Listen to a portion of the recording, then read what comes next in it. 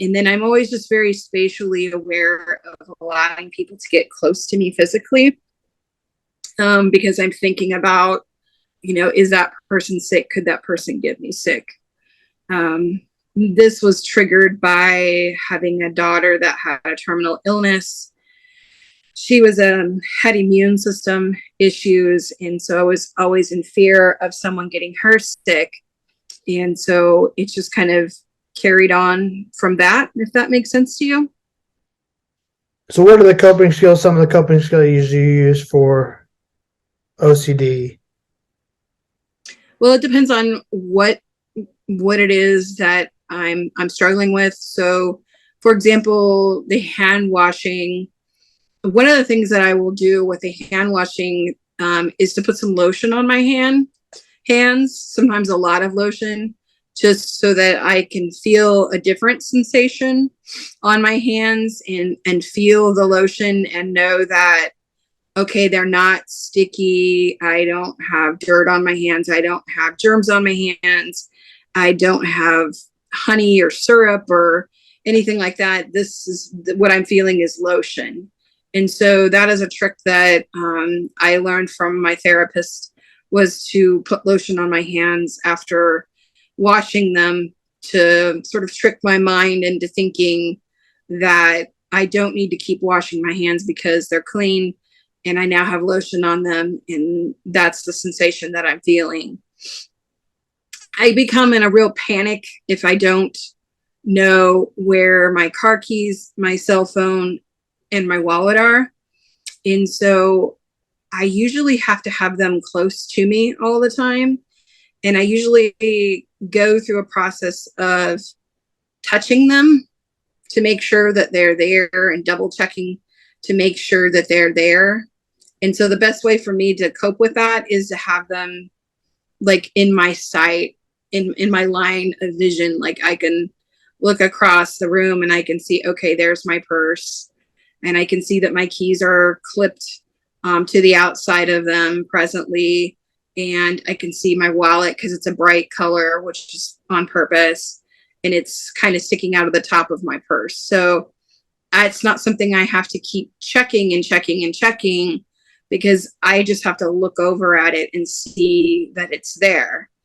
And then the situation with the anxiety, with people getting close to me and germs, I would say that I'm not particularly doing a great job of that. I try to rationalize with myself that it's, reasonable to have some concern with COVID and the flu and head colds and things like that. And that, I can always put on a mask if I want to, or just not go to a social event. But my husband, luckily, sometimes will call me out on why sometimes I don't want to participate in a particular function. If I've been honest with him and said, oh, that's going to be a crowded place, and I really don't feel comfortable going because I feel anxiety about getting sick and being in a crowded place. And he'll say, I don't think it's right that you don't get to live a full life because you struggle with this anxiety. I would rather see you challenge yourself and work through your anxiety and your OCD than just sit at home and not try at all. So, been trying to be a little bit more brave lately. It is difficult, especially at the holiday times, but I feel more confident as the weather gets nicer and things can be more outside. But I'm not going to lie, I struggle with it a lot. The wallet thing, I don't think is too weird. You just told me just when you brought it up.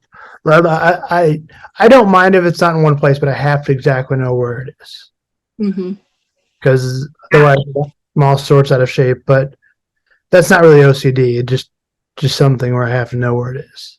I mean, to me, it's almost an advantage because I never lose my wallet, my keys, or my purse. Well, because I know where they are all the time. I'm never that person that says, oh, hold up, guys, we can't leave because I can't find my keys or whatever. Like, I'm never going to be that person because I always know where mine are.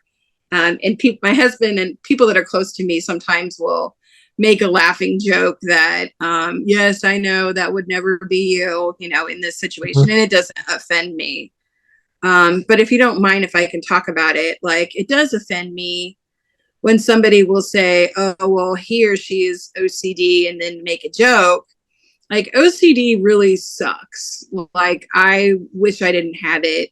I would never wish it on anybody. And to say that he or she is OCD because, I don't know, they keep a clean house or a clean car, or they're particular about the way they dress or brushing their teeth or whatever it is, like, it's hurtful to people that live with OCD. And it's part of what NAMI does, is to try to break the stigma of what people associate individuals living with mental illness is. So if I'm in your presence and you make a joke about OCD, I'm going to correct you.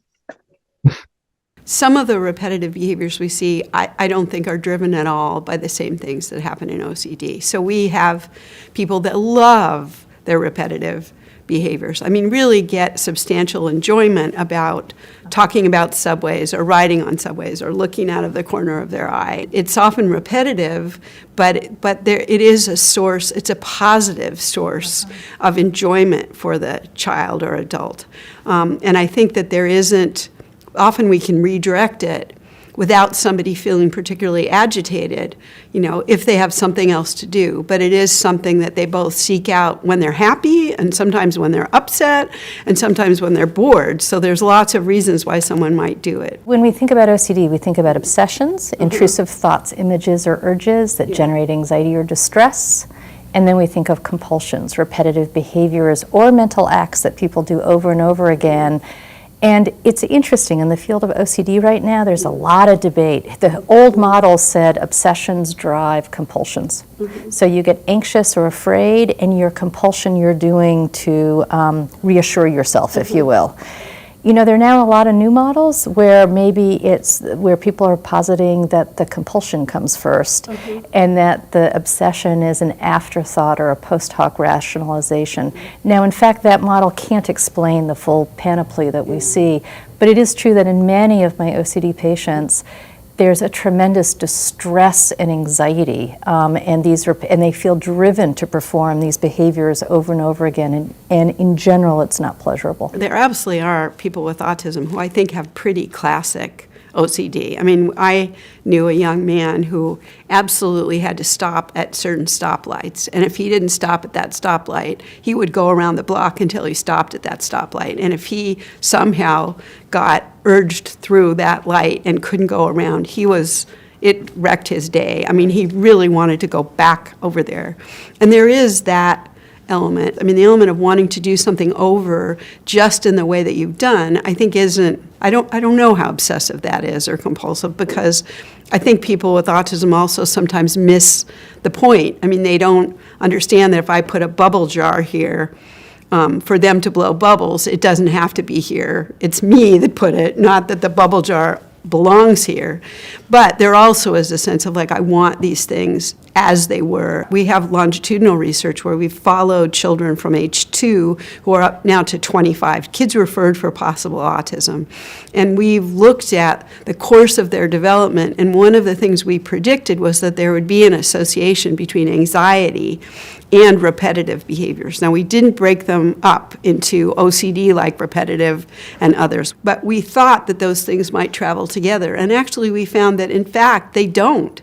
They're really separate, and there is a subset of people with autism who have both, and that is very impairing. So even if you're brilliant and you've really made progress, if you're really anxious and you need to repeat things, then it's really, it impairs your life.